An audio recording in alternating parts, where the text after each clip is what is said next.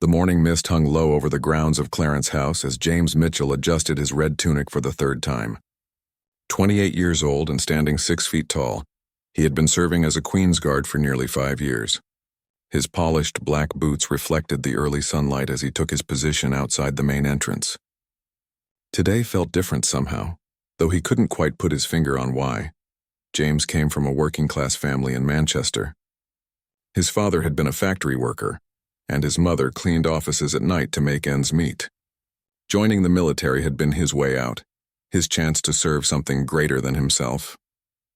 The Queen's Guard represented the pinnacle of discipline and honor, and James wore his bearskin hat with immense pride.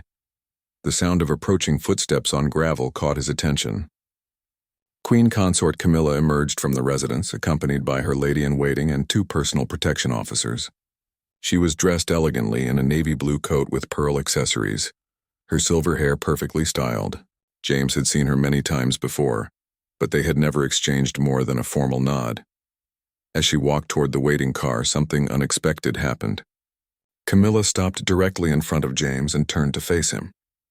Her expression was serious, almost stern. The lady-in-waiting looked confused, glancing between the Queen Consort and the guard. "Young man," Camilla said, her voice carrying the authority of her position, "I want you to kneel." The words hung in the air like a challenge. James felt his heart rate increase beneath his immaculate uniform. In all his years of service, no member of the royal family had ever made such a direct request. The protocol was clear. Guards maintained their positions unless given specific orders by their commanding officers. James remained perfectly still, his eyes fixed straight ahead as he had been trained. The Queen Consort stepped closer, her heels clicking against the stone pathway. "Did you hear me?" "I said kneel." The lady-in-waiting shifted nervously, clearly uncomfortable with the situation. One of the protection officers moved slightly closer, his hand instinctively moving toward his radio. They had never witnessed anything like this before. James could feel sweat beginning to form under his bearskin hat despite the cool morning air. His mind raced through his training, searching for the appropriate response. Royal guards were taught to remain motionless and silent unless addressing a direct security threat or following orders from their superiors. "I'm waiting," Camilla said, her tone becoming more insistent. "Kneel before your Queen Consort." The moment stretched on, feeling like an eternity. James could hear his own heartbeat pounding in his ears. He thought about his parents, who had worked so hard to give him opportunities they never had. He thought about his fellow guards who trusted him to uphold the honor of their regiment. Most importantly, he thought about the oath he had taken to serve with integrity and courage. Finally, James spoke. His voice was clear and steady, carrying across the courtyard with unexpected strength. "Ma'am, with the greatest respect, I kneel only before God and my sovereign." The words seemed to echo in the sudden silence. Camilla's eyes widened slightly, clearly not expecting such a response. The lady-in-waiting gasped audibly, covering her mouth with her gloved hand. The protection officers exchanged glances, uncertain how to proceed. "Excuse me?" Camilla said, her voice rising slightly. "Do you understand who you're speaking to?" James maintained his rigid posture, his gaze still fixed straight ahead. "Yes, ma'am. I understand completely. You are the Queen Consort, and I respect your position. However, my duty is to the crown and to the principles it represents. I will not kneel on command as if I were a servant." The confrontation was beginning to draw attention from other staff members. A gardener working nearby had stopped his trimming to watch. A window opened on the 2nd floor, and a curious face appeared behind the curtain. Word was already beginning to spread through the household that something extraordinary was happening. Camilla's face flushed with what appeared to be anger. "Your duty is to obey," she said sharply. "I am giving you a direct order." James finally turned his head slightly to meet her gaze, breaking protocol for the first time. "Ma'am, my orders come from my commanding officer and ultimately from His Majesty the King. With respect, you do not have the authority to command me to kneel." The boldness of his statement sent shockwaves through everyone present. Royal guards simply did not speak to members of the royal family in such a manner. The protection officers moved closer, clearly preparing for potential escalation. "How dare you?" Camilla said, her voice trembling with indignation. "Do you have any idea what this insubordination could cost you?" James straightened even further if that were possible. Ma'am, I am prepared to face whatever consequences may come, but I will not compromise my principles or dishonor my uniform by kneeling when it is neither required nor appropriate. The lady-in-waiting tugged gently at Camilla's sleeve, whispering urgently in her ear. It was clear she was trying to persuade the queen consort to move on and avoid further confrontation. But Camilla seemed determined to assert her authority. "You will regret this," she said coldly. "I will ensure that your commanding officers hear about this disgraceful behavior." James nodded respectfully. "That is your prerogative, ma'am. I will gladly explain my actions to my superiors. I believe they will understand that I was upholding the dignity of my position and the values of our institution." The standoff continued for several more tense moments. Other staff members had begun to gather at a respectful distance, sensing the drama unfolding.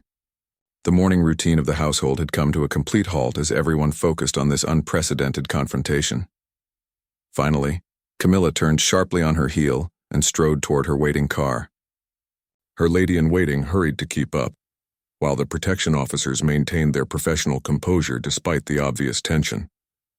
As the car pulled away, James resumed his formal guard position, but he knew that this encounter would have far-reaching consequences. The other staff members slowly dispersed, but not before exchanging meaningful glances and whispered comments. Within hours, the story would be circulating throughout the royal household, and James knew that his life as a Queen's Guard would never be the same again. Within 3 hours of the confrontation, James Mitchell found himself standing in the office of Colonel Robert Ashworth, the commanding officer of the Queen's Guard. The wood-paneled room felt suffocating as James maintained his rigid attention stance while the colonel reviewed a formal complaint that had arrived by secure courier. Colonel Ashworth was a decorated military veteran in his late 50s, with silver hair and sharp blue eyes that had seen decades of service. He had commanded respect through fairness and unwavering principles throughout his career. As he read the document, his expression remained carefully neutral, though James detected a slight tension in his jaw. "Guard Mitchell," the colonel began, setting the papers down with deliberate precision. "I have received a very serious complaint about your conduct this morning. According to this report, you refused a direct order from the Queen Consort and spoke to her in an insubordinate manner." James kept his eyes fixed on a point above the colonel's head. "Yes, sir. I can confirm that an interaction took place." "An interaction?" Colonel Ashworth raised an eyebrow. "The complaint describes it as blatant disrespect and insubordination. Tell me exactly what happened and leave nothing out." James recounted the morning's events in precise detail, maintaining the same steady voice he had used with Camilla. He explained her demand that he kneel, his refusal, and the subsequent exchange. Throughout his account, Colonel Ashworth listened without interruption, occasionally making notes on a pad. When James finished, the office fell silent except for the ticking of an antique clock on the mantelpiece. Colonel Ashworth leaned back in his chair, studying the young guard with intense scrutiny. "Guard Mitchell, do you understand the gravity of this situation? Members of the royal family are not accustomed to having their requests questioned, let alone refused." "Yes, sir. However, I believed then, and I believe now, that my response was appropriate given the circumstances." Colonel Ashworth stood and walked to the window overlooking the parade ground, where other guards were conducting their training exercises. "Explain to me why you felt it was appropriate to refuse the Queen Consort's request." James chose his words carefully. "Sir, in my understanding of protocol and regulations, royal guards are not required to kneel before any member of the royal family, except during specific ceremonial occasions. The Queen Consort's request appeared to be arbitrary and not based on any established protocol. And you felt qualified to make that determination on your own?" "Sir, I felt obligated to uphold the dignity of my position and the honor of the guard. Kneeling on command would have suggested subservience rather than respectful service." The colonel turned back to face James, his expression unreadable. "The Queen Consort has demanded that you be immediately dismissed from service and face disciplinary action for gross insubordination." James felt his stomach drop, but he maintained his composure. "I understand, sir. However," Colonel Ashworth continued, "before I make any decisions, I want to hear from other witnesses. The lady-in-waiting and protection officers have been asked to provide statements." An hour later, the colonel's aide brought in the witness statements. As Colonel Ashworth reviewed them, His expression gradually changed. The lady-in-waiting's account corroborated James's version of events, noting that the Queen Consort's demand had been unexpected and without apparent reason. More significantly, both protection officers stated that the Guard had maintained professionalism throughout the encounter and had not shown any disrespect beyond refusing the specific request to kneel. Interesting, the colonel murmured, looking up at James. According to these statements, you remained respectful and professional even while refusing the order. Is that accurate? Yes, sir. I have nothing but respect for the Queen Consort's position. I simply could not comply with a request that I believed was inappropriate. Colonel Ashworth picked up his phone and dialed an internal number. Please ask Major Williams to come to my office immediately. He hung up and turned back to James. Major Williams has served as protocol advisor for 15 years. I want his interpretation of this situation. Major Williams arrived within minutes, a thin man with precise movements and an encyclopedic knowledge of royal protocol. After being briefed on the situation, he consulted several reference books before providing his assessment. Sir, Major Williams said, there is no precedent or protocol requiring guards to kneel before the Queen Consort outside of specific ceremonial contexts. The guard's interpretation appears to be correct. The revelation hung heavy in the air. Colonel Ashworth dismissed Major Williams and returned to his desk, clearly wrestling with the implications of this information. Guard Mitchell, it appears that your understanding of protocol was accurate. However, the Queen Consort remains extremely displeased with your response. She views it as a challenge to her authority. Sir, that was never my intention. I was simply trying to maintain the standards of conduct I was taught. I believe you, the colonel said quietly, but this creates a significant problem. The Queen Consort has considerable influence, and she wants you removed from service immediately. James felt his career slipping away. Years of dedicated service, of pride in wearing the uniform, of upholding traditions dating back centuries, all potentially lost because he had stood up for what he believed was right. However, Colonel Ashworth continued, I have a responsibility to my men and to the integrity of this institution. I cannot in good conscience punish a guard for following proper protocol, even if it displeased a member of the royal family. The phone on the colonel's desk rang, interrupting the conversation. As he answered, James heard him say, Yes, Your Majesty. Yes, I understand. We will handle this matter appropriately. When the colonel hung up, his expression had changed completely. Guard Mitchell, that was His Majesty the King. Word of this morning's incident has reached him. He has requested a full report and wants to speak with you personally. James felt his heart race. A summons to meet the king was unprecedented for a guard of his rank. Such meetings typically only occurred during award ceremonies or special commendations. When, sir? Tomorrow morning at 10 o'clock. You will report to Buckingham Palace in full dress uniform. Colonel Ashworth stood and walked around his desk. Guard Mitchell, I want you to understand something. Your actions this morning have set something in motion that none of us could have anticipated. Tomorrow's meeting will likely determine not just your future, but potentially set a precedent for how the Guard operates.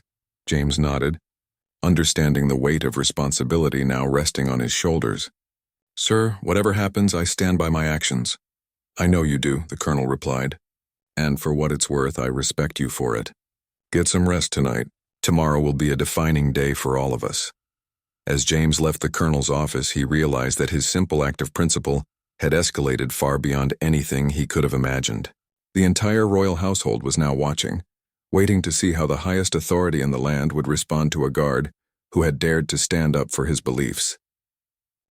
The morning air was crisp as James Mitchell stood before the imposing gates of Buckingham Palace.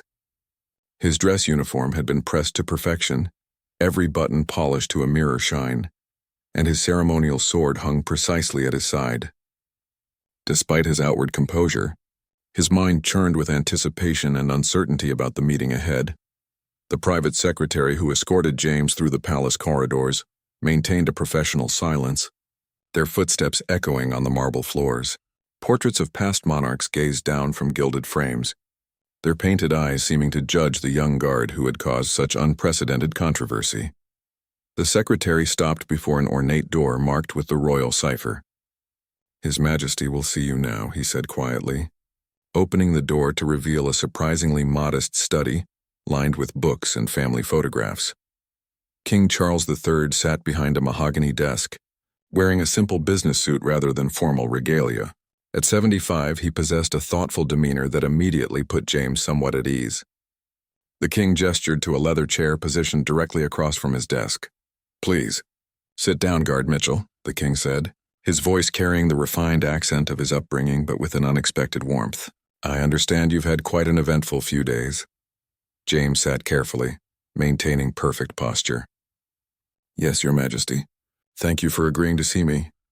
The king leaned back in his chair, studying James with intelligent eyes. "I've read Colonel Ashworth's report, as well as the statements from all the witnesses. I've also received a rather heated communication from the Queen Consort regarding your conduct." James remained silent, unsure how to respond. The king continued, "Tell me in your own words why you refused her request." "Your Majesty, I was taught that the uniform I wear represents centuries of tradition and honor. I believe that kneeling on command, outside of proper ceremonial context, would diminish that dignity." "I meant no disrespect to the Queen Consort personally." King Charles nodded slowly. "You're aware that your refusal has caused considerable upset in certain quarters of the household?" "Yes, Your Majesty. I understand the gravity of the situation." The king stood and walked to one of the tall windows overlooking the palace gardens. "Guard Mitchell, do you know much about the history of the Queen's Guard?" "Some, Your Majesty. We study the traditions during our training. The Guard was established to protect the sovereign, yes, but also to embody the principles of duty, honor, and integrity that the crown represents. Throughout history, the best guards have been those who understood that their true loyalty is to these principles, not to the whims of individuals." James felt a glimmer of hope, but remained cautious. The king turned back to face him, his expression serious but not unkind. "There's a story about one of my ancestors, King George III, who once demanded that a guard step aside so he could take a shortcut through a restricted area. The guard politely but firmly refused, explaining that his duty was to maintain security regardless of who was asking. The king was initially annoyed but later commended the guard for his unwavering commitment to duty. The parallel to James's situation was clear, though he remained silent, allowing the king to continue. "The institution of monarchy works best when it's surrounded by people of principle who understand that respect and obedience are not the same thing. True respect sometimes requires the courage to say no." King Charles returned to his desk and picked up a folder. "I've also received some interesting information about you, Guard Mitchell. Your commanding officers describe you as exemplary in every respect. Your fellow guards speak of your integrity and dedication. Even the household staff at Clarence House have noted your professionalism and courtesy." James was surprised that such extensive inquiries had been made about him. "Your Majesty, I've simply tried to do my duty to the best of my ability." "Indeed, and that's precisely why this situation is so important." The king leaned forward, his tone becoming more serious. "The Queen Consort feels that your actions were a deliberate challenge to her authority. She believes that allowing such behavior to go unpunished would undermine respect for the royal family." James felt his heart sink. If the Queen Consort was determined to see him punished, surely the king would side with his wife. "However," the king continued, "I disagree with her assessment. What you did was not insubordination. It was an act of principle. You understood your role and your responsibilities, and you acted accordingly." The relief that washed over James was immediately tempered by concern about the implications for the royal marriage. "Your Majesty, I hope this matter hasn't caused difficulties within your family." King Charles smiled slightly. "The Queen Consort and I have had many discussions about leadership and authority over the years. This incident has provided an opportunity for reflection on both our parts." The king stood again and walked to a bookshelf, selecting a leather-bound volume. "This is a collection of writings by various constitutional scholars about the role of monarchy in modern society. One passage has always stuck with me. A crown surrounded by those who only say yes is a crown that will eventually lose the respect of its people." He returned the book to its place and faced James directly. "Guard Mitchell, I want to offer you a choice. You can return to your regular duties with my full support and a commendation for upholding the principles of your service. Or, if you prefer, I can arrange for a transfer to a position where you'll be less likely to encounter similar situations." James was stunned. He had expected punishment, possibly dismissal, but certainly not commendation and choices. Your Majesty, if I may ask, what about the Queen Consort's concerns? The Queen Consort and I have discussed this matter extensively. While she may not agree with your actions, she has come to understand that your motivation was honorable. She has agreed that pursuing further action would not serve the best interests of the institution. The King's diplomatic phrasing suggested that the conversation with his wife had been more complex than he was letting on, but James was grateful for whatever resolution had been reached. Your Majesty, I would be honored to continue serving in my current position. The Queen's Guard has been my calling, and I believe I can continue to serve with distinction. Excellent. Colonel Ashworth will be pleased. The King moved toward the door, signaling that the meeting was concluding. Guard Mitchell, there's one more thing I want you to understand. What happened with the Queen Consort has been discussed not just within our household, but has reached the attention of various government officials and military leaders. James looked puzzled, unsure what this meant. Your actions have been viewed by many as an example of exactly the kind of principled service that our institutions need. Word has a way of traveling in our circles, and I suspect you may find yourself with opportunities in the future that you haven't yet imagined. As James prepared to leave, the King extended his hand. Thank you for your service and for reminding us all that true loyalty sometimes requires the courage to stand firm in our convictions. Walking back through the palace corridors, James felt as though he was in a dream. Not only had he kept his position, but he had received the King's personal commendation. More importantly, he had learned that standing up for his principles, even when it seemed impossible, could lead to outcomes beyond his wildest expectations. The weeks following James Mitchell's meeting with the King brought unexpected changes to his daily routine. Word of his principled stand had indeed traveled through the corridors of power, just as His Majesty had predicted. James found himself assigned to increasingly prestigious duties, from ceremonial functions at Westminster Abbey to security details for visiting foreign dignitaries. Colonel Ashworth called James to his office on a Tuesday morning, exactly 3 weeks after the incident with Queen Consort Camilla. The colonel's expression was unreadable as he gestured for James to take a seat. Guard Mitchell, I've received several interesting communications regarding your future service, the colonel began, shuffling through a stack of official documents. It seems your actions have caught the attention of some very important people. James remained at attention, curious but cautious about what these communications might contain. First, the Ministry of Defense has recommended you for the Queen's Commendation for bravery. Apparently, they view your conduct as an example of moral courage under pressure. The colonel paused, watching James's reaction. Congratulations are in order. The news was overwhelming. The Queen's Commendation was one of the highest honors available to military personnel, typically reserved for acts of exceptional bravery in combat situations. Additionally, Colonel Ashworth continued, I've received a request from the Royal Protection Command. They're interested in interviewing you for a position on the King's personal security detail. James felt his world shifting again. The Royal Protection Command represented the elite of royal security, with officers chosen for their exceptional skills, judgment, and character. It was a career path he had never dared to imagine.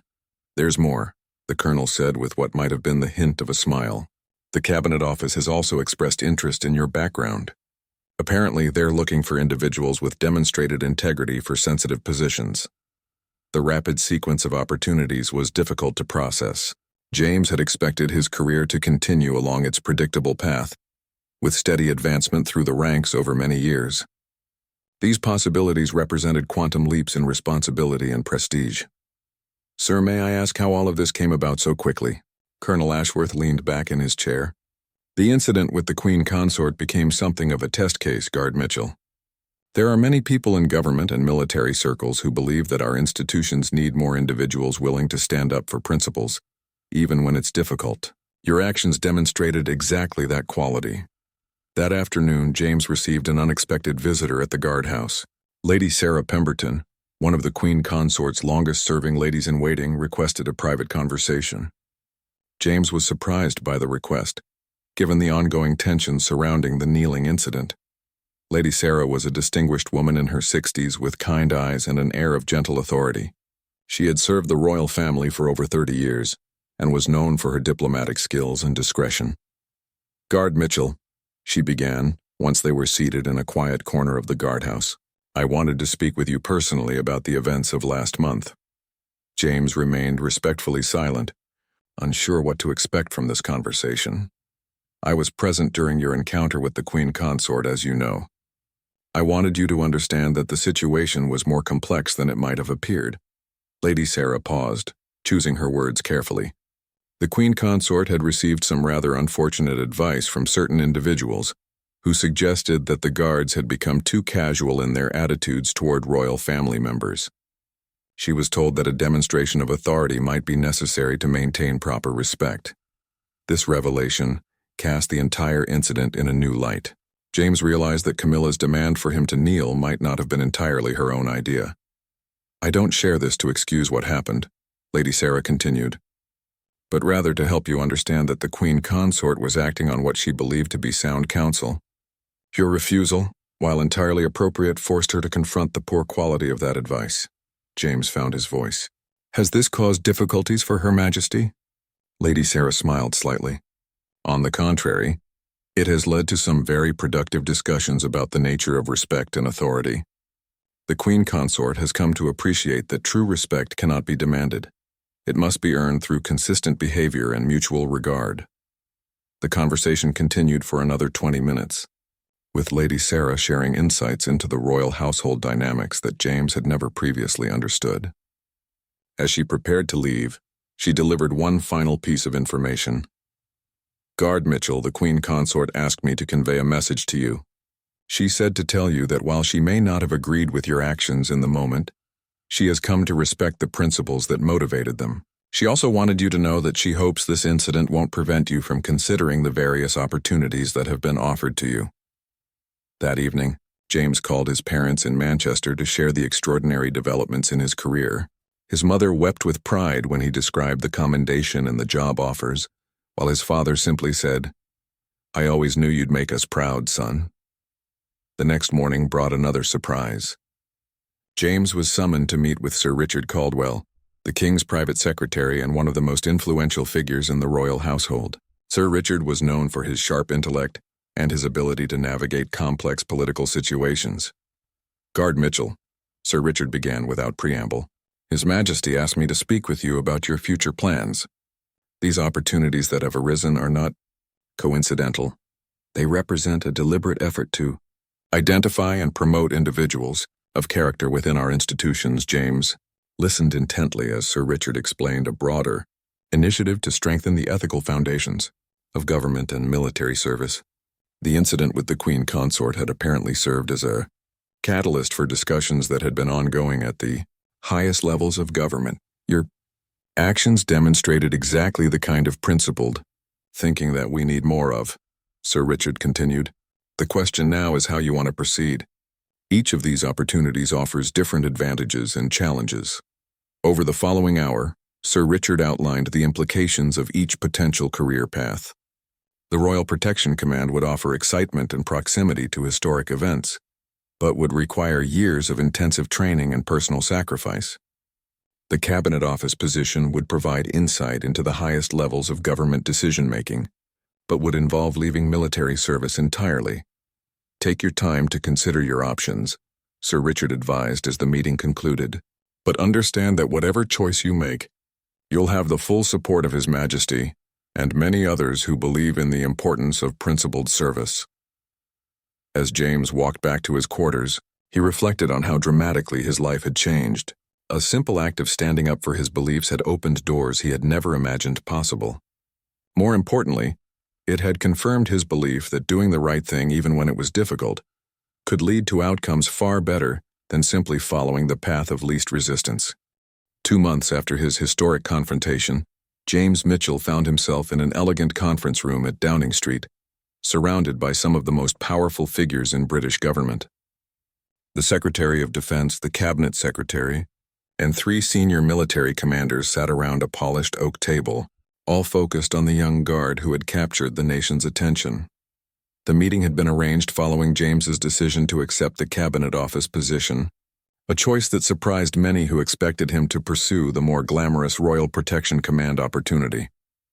James had realized that he could have the greatest impact by working within the system to promote the values of integrity and principled service that had guided his actions. "Guard Mitchell," began Sir Michael Henderson, the cabinet secretary, "your background check has been completed, and I'm pleased to say it exceeded even our highest expectations. Your service record, personal character references, and the remarkable circumstances that brought you to our attention have convinced us that you're exactly the person we need for this role." The position being offered was unprecedented, a newly created liaison role between the military and civilian government, specifically focused on ethical leadership and institutional integrity. James would work directly with senior officials to develop training, programs, and policies that promoted principled decision-making at all levels of government and military service. "The role comes with significant responsibilities," Sir Michael continued. "You'll be working with ministers, permanent secretaries, and senior military leaders. Your insights into maintaining personal integrity under pressure will be invaluable as we work to strengthen our institutions." James had spent weeks preparing for this moment, studying government structures, policy development, and leadership theory. The transition from guard duty to high-level government work represented a massive leap, but he felt ready for the challenge. "Sir, I'm honored by this opportunity and committed to contributing however I can to these important goals." James replied with the same steady confidence he had shown throughout this extraordinary journey. The meeting continued for 2 hours, covering James's initial assignments, reporting structure, and the broad vision for the ethics initiative he would help lead. As the session concluded, James realized he was about to embark on a career path that could influence thousands of people across government and military service.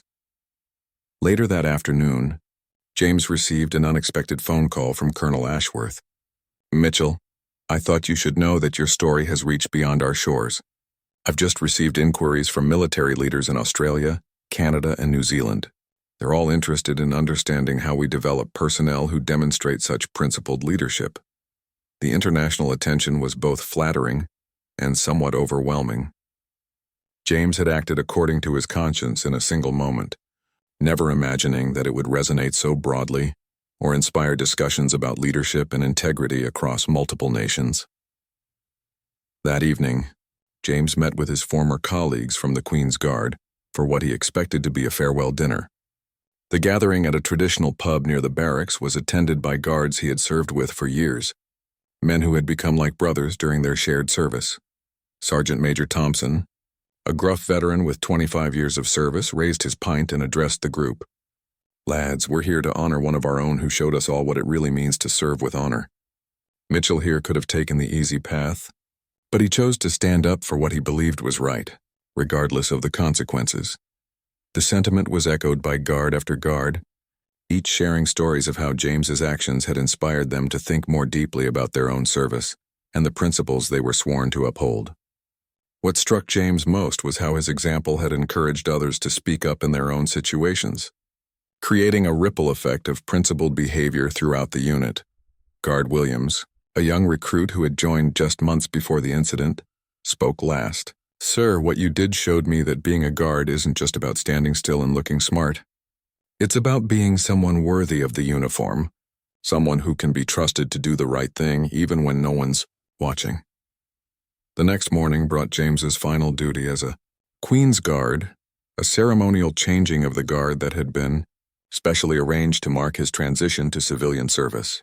Members of the royal family, including King Charles himself, attended the ceremony, along with senior military officials and government ministers. As James performed the traditional movements for the last time, he felt a deep sense of gratitude for the experiences that had shaped him. The discipline, the camaraderie, and the unwavering commitment to duty had prepared him for everything that followed.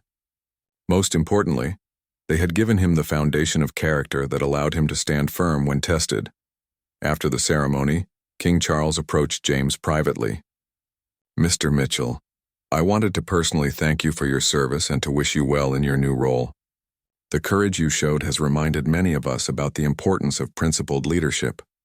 I have no doubt that you'll continue to make a significant contribution to our institutions."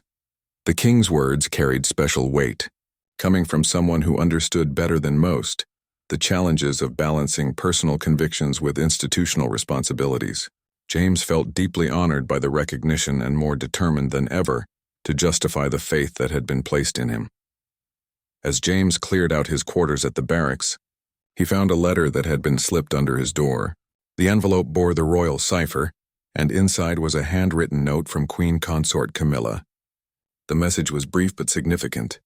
"Dear Mr. Mitchell, I wanted you to know that our encounter, while difficult at the time, taught me valuable lessons about respect, authority, and the importance of surrounding oneself with people of principle. I wish you great success in your new endeavors. With respect, Camilla R." The note represented a remarkable transformation from the angry confrontation of just 2 months earlier. It suggested that the Queen Consort had engaged in serious reflection about the incident and had reached conclusions that honored both their positions while acknowledging the value of principled disagreement. That evening, as James packed the last of his belongings, he reflected on the extraordinary journey that had brought him to this point. A single moment of standing up for his beliefs had led to opportunities he could never have imagined, connections with people at the highest levels of society, and the chance to influence the very institutions he had sworn to serve. More importantly, he had learned that integrity wasn't just about personal character. It was about the courage to act on one's convictions, even when the cost might be enormous. His experience had shown him that principled behavior, rather than being a liability, could open doors and create possibilities that would never exist for those who simply followed orders without question. As he prepared for his new life in government service, James carried with him the lessons of his time as a guard and the confidence that came from knowing he had been tested under pressure and had not been found wanting. 6 months into his new role at the Cabinet Office, James Mitchell had become one of the most influential voices in British government on matters of ethical leadership. His office in Whitehall overlooked the Thames, and his days were filled with meetings with ministers, permanent secretaries, and military commanders seeking guidance on complex ethical dilemmas. The ethics initiative he helped design had already been implemented across 12 government departments and 3 military branches. The program focused on real-world scenarios where officials might face conflicts between personal convenience and institutional integrity, using case studies that resonated with the daily challenges of public service. On a crisp December morning, James received a call that would test everything he had learned about navigating complex political situations. The voice on the other end belonged to Admiral Patricia Reeves, the First Sea Lord and one of the most respected figures in British military leadership. "Mr. Mitchell, I need to see you urgently. We have a situation that requires exactly the kind of principled thinking you've become known for." Within an hour, James was sitting in the Admiral's office at the Ministry of Defense, listening to a story that challenged everything he thought he understood about institutional loyalty and personal integrity.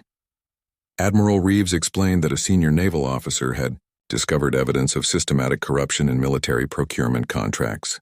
The officer had reported his findings through proper channels, but the investigation had been quietly buried by officials who feared the scandal would damage the Navy's reputation and jeopardize important defense relationships with allied nations. The officer came to me directly, bypassing the chain of command, Admiral Reeves continued. He's threatening to go public with the information if we don't take action. The potential consequences are enormous. We're talking about hundreds of millions of pounds in questionable contracts and relationships with some of our most important allies. James listened carefully, recognizing the parallels to his own experience with the Queen Consort. Once again, an individual was being asked to choose between institutional convenience and personal principles. "What's your assessment of the evidence?" James asked. "Solid. The corruption is real and it's significant, but acting on it would create a political firestorm that could damage the government and compromise our defense capabilities." Admiral Reeves leaned forward, her expression grave. "Mr. Mitchell, I need someone with your background to meet with this officer. Help me understand what he's thinking and whether there's a way to address his concerns without destroying everything we've worked to build." The request put James in an extraordinarily difficult position. His role was to promote ethical behavior, but he was being asked to potentially discourage someone from exposing corruption because of the broader consequences. It was exactly the kind of complex moral situation that had no easy answers. That afternoon, James met with Commander David Harrison, the naval officer who had uncovered the corruption. Harrison was a 20-year veteran with an impeccable service record and a reputation for absolute integrity. As he laid out his evidence, James was struck by the thoroughness of his investigation and the obvious personal anguish the discovery had caused him. "Mr. Mitchell, I know who you are and what you've done," Commander Harrison said. "That's why I agreed to this meeting. I need advice from someone who understands what it means to stand up for principles when the cost might be enormous." James spent 3 hours reviewing the evidence and listening to Harrison's concerns. The corruption was indeed extensive, involving inflated contracts, kickbacks, and deliberate manipulation of the bidding process. The financial losses to the taxpayers were staggering, and the security implications were potentially serious. "Commander, you're in an impossible position," James finally said. "You've uncovered genuine wrongdoing, but exposing it will cause significant damage to institutions we both care about." Harrison nodded grimly. "That's exactly the problem. I took an oath to serve my country with honor, but I'm being told that honor now requires me to stay silent about corruption." James recognized the fundamental dilemma that lay at the heart of many ethical challenges in large institutions. Sometimes doing the right thing required causing immediate harm to prevent greater long-term damage. "What outcome are you hoping for?" James asked. "I want the corruption stopped, the responsible parties held accountable, and reforms put in place to prevent it from happening again. But I also don't want to destroy the Navy's reputation or compromise our defense capabilities." Over the following weeks, James worked with Commander Harrison, Admiral Reeves, and senior government officials to develop a solution that addressed the corruption without creating a public scandal. The approach involved quiet investigations, disciplinary actions against the responsible parties, and systematic reforms to the procurement process. The key insight that made the solution possible came from James's experience with the Queen Consort incident. Instead of viewing the situation as a choice between silence and exposure, they framed it as an opportunity to demonstrate that institutions could police themselves effectively when faced with wrongdoing. The reforms were implemented with remarkable speed, including new oversight mechanisms, transparency requirements, and whistleblower protections. The officers involved in the corruption were quietly reassigned or retired, and the questionable contracts were renegotiated with proper oversight. Most importantly, Commander Harrison was promoted and assigned to lead the new Ethics Oversight Division within the Navy, ensuring that someone with demonstrated integrity would be responsible for preventing future corruption. The success of this initiative caught the attention of other government departments facing similar challenges. James found himself consulting on cases involving everything from tax evasion in the civil service to procurement fraud in the National Health Service. Each case reinforced his growing understanding that ethical leadership wasn't about following rigid rules, but about finding creative solutions that honored both principles and practical realities. The key was maintaining focus on the ultimate goal, serving the public interest, while being flexible about the methods used to achieve that goal. During this period, James also received regular updates about the ongoing impact of his original stand with the Queen Consort.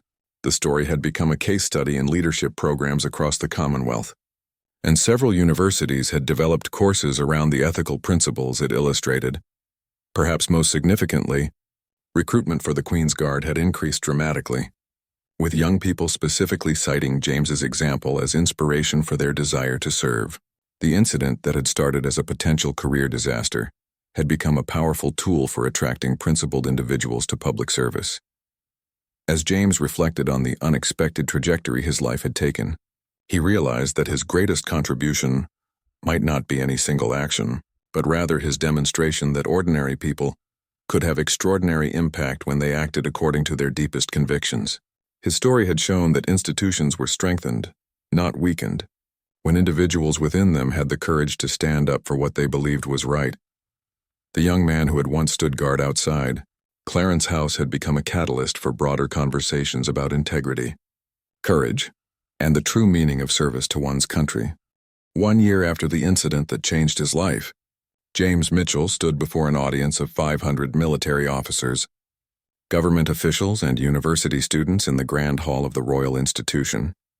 He had been invited to deliver the annual Mountbatten Lecture on Leadership, an honor typically reserved for former prime ministers, senior military commanders, and distinguished academics.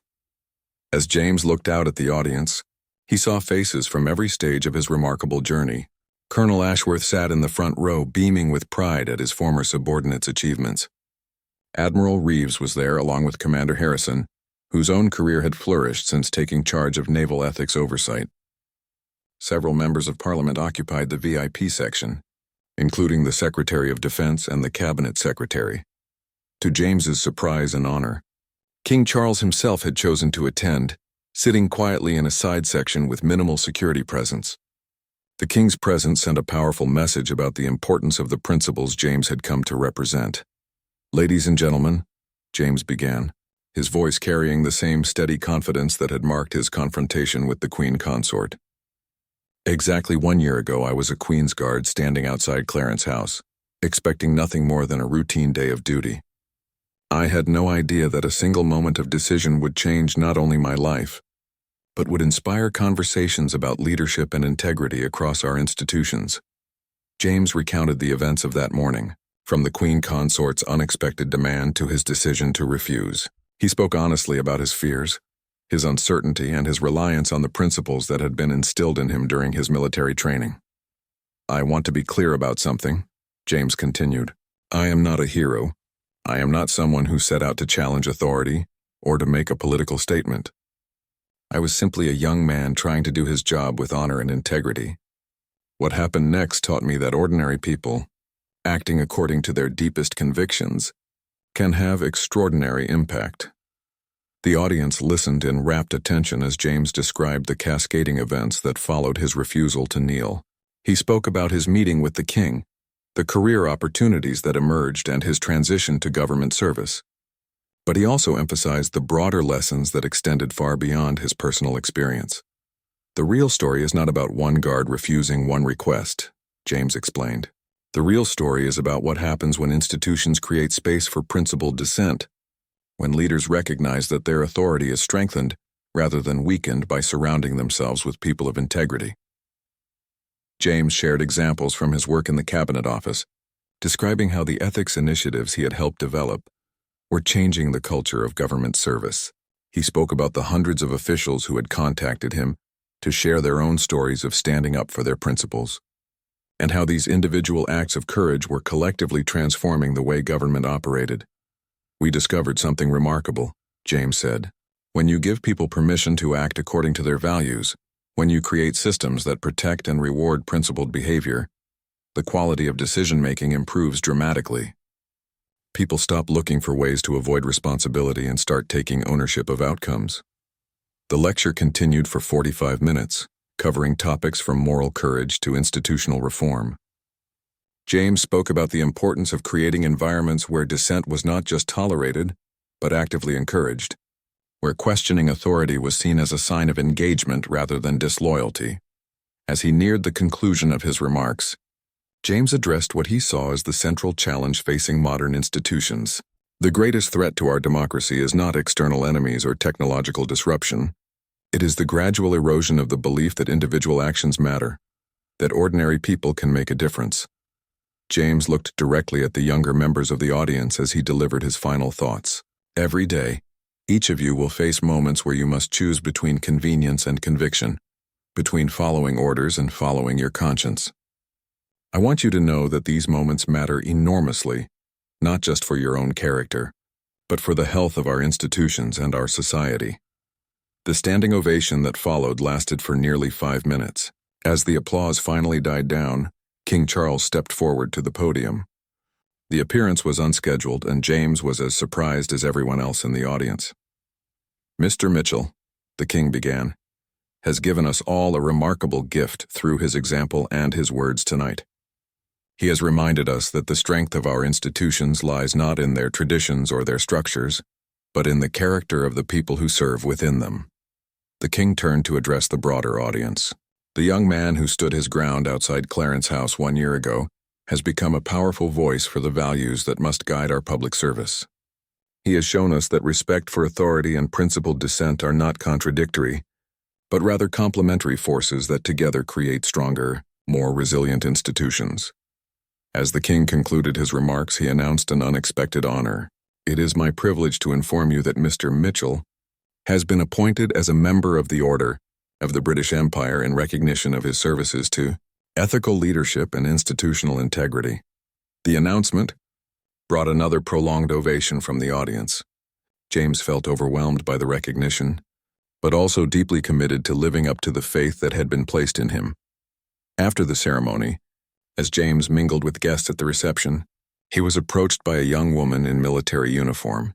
Lieutenant Sarah Chen introduced herself as a recent graduate of Sandhurst, who had chosen military service specifically because of the example James had set.